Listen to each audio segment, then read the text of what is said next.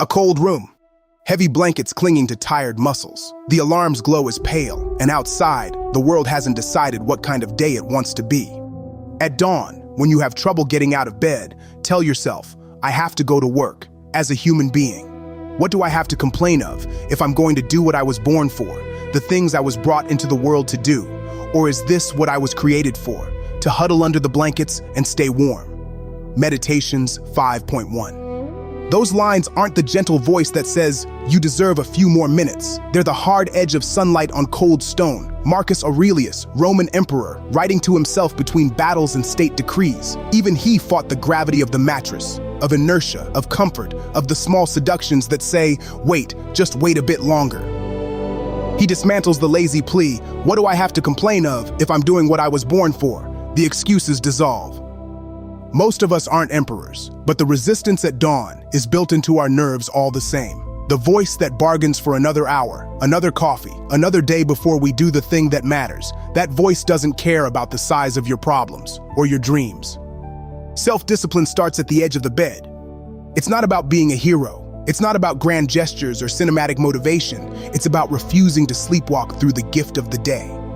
You have to get up, not because you want to, but because you're capable of more than comfort. How long will you wait before you demand the best of yourself and trust reason to determine what is best? You have been given the principles that you ought to endorse, and you have endorsed them. What kind of teacher, then, are you still waiting for? Enchiridion 51. 1. That might land harder than you expected. The words come from Epictetus, a man born into slavery who clawed his way toward wisdom, not because anyone handed it to him, but because he stopped waiting for permission. How long will you wait? There's a haunting familiarity to that question. It's the gap between knowing and acting, between what you tell yourself when you're inspired and what you actually carry out when nobody is watching. We endlessly scroll, searching for more advice, better hacks, the perfect mentor. Another book, another podcast, another round of likes. But the Stoics slap the phone from our hand and say, why do you keep outsourcing your life? No new wisdom is coming. The next big answer won't rescue you from yourself. The uncomfortable truth, you already know what you need to do.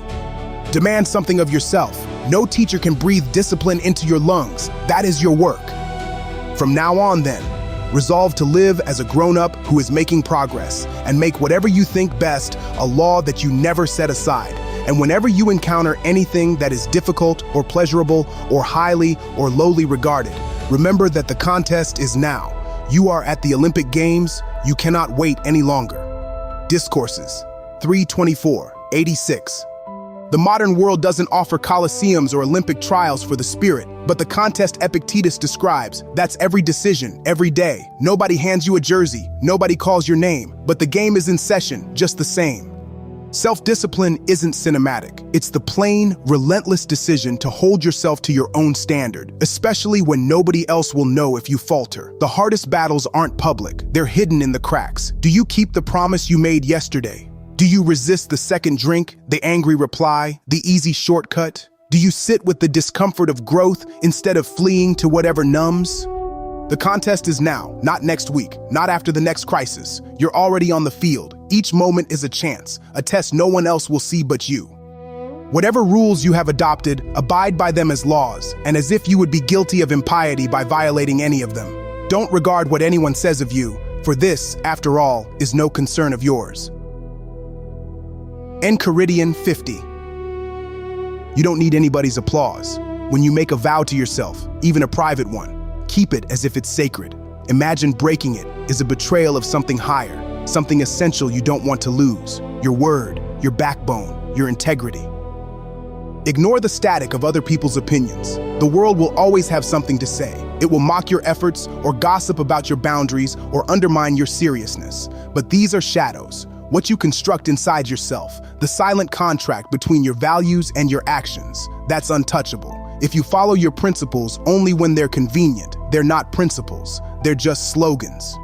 Set aside a certain number of days, during which you shall be content with the scantiest and cheapest fare, with coarse and rough dress, saying to yourself the while, is this the condition that I feared? Letters 18:5. Written by Seneca, a philosopher in the crossfire of Roman politics, sentenced to exile, then forced to die by his own hand. He wasn't giving self-help platitudes, he was offering survival strategies for a world that's not always fair. Seneca's experiment: literally strip life down, eat poorly, dress roughly, see how little you can get by with. But beyond the surface, this passage is about fear. Most of us carry the belief that we'd collapse if things went wrong, if success, comfort, money, or status vanished overnight. This exercise inoculates you against that terror. You realize, I can live through hardship. I'm not made of glass. Try it. Fast for a day. Turn your phone off. Live plain. Discover how strong you actually are. You find not poverty, but freedom. You have less to lose than you think. To stop talking about what a good man is like and just be one. Meditations 10:16. Talk isn't transformation. Notice how easily we slip into performance, posturing, theorizing, searching for new blueprints instead of acting on the old ones. Marcus doesn't waste words. Being good is built from 1,000 small decisions. You won't gain discipline by describing it. You won't grow by imagining the person you could be. You become that person by your choices, etched into routine, reinforced when nobody cares and nobody counts. Silence sometimes means you're working. Less posting, more doing. How long then will you delay to demand of yourself the noblest improvements, and in no instance to transgress the judgments of reason? You have received the philosophical principles with which you ought to be familiar, and you have been familiar with them. What other master then do you wait for to throw upon that the delay of reforming yourself? Discourses 2:1-15. A familiar challenge. Epictetus again, returning to the core question with unblinking clarity. How long will you wait? It echoes through centuries, pierces the modern mind, always stalling, always fragile with the next excuse. Mondays, New Year's, when I'm less busy, when I've healed. Perfection can wait forever. There's always another teacher you could seek, yet none will step in to do the hard work of building your character from the inside out. We glimpse the person we want to be, but there is no bridge from here to there. There is only this step, and then the next.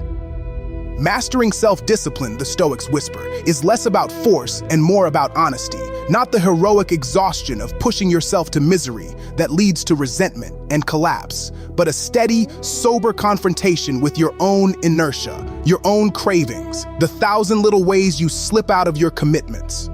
Growth, both physical and mental, is built from the same bricks: routine and resilience. The world outside, gym racks, office deadlines, startled children in the dark, is only the arena. The real contest begins with your mind's resistance. You don't live to show off your strength, you live to become strong through struggle. You eat clean, not because it feels heroic, but because it brings clarity and calm through long seasons. You meditate, you journal, you say no to something tempting, not because you hope for applause, but because it bends your days toward a life you can respect.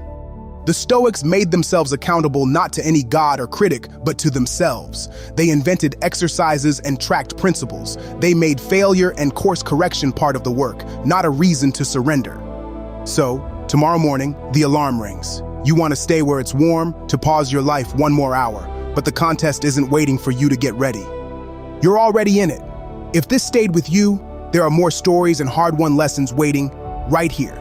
Every day is another chance to build the self-discipline that lets you live without regret.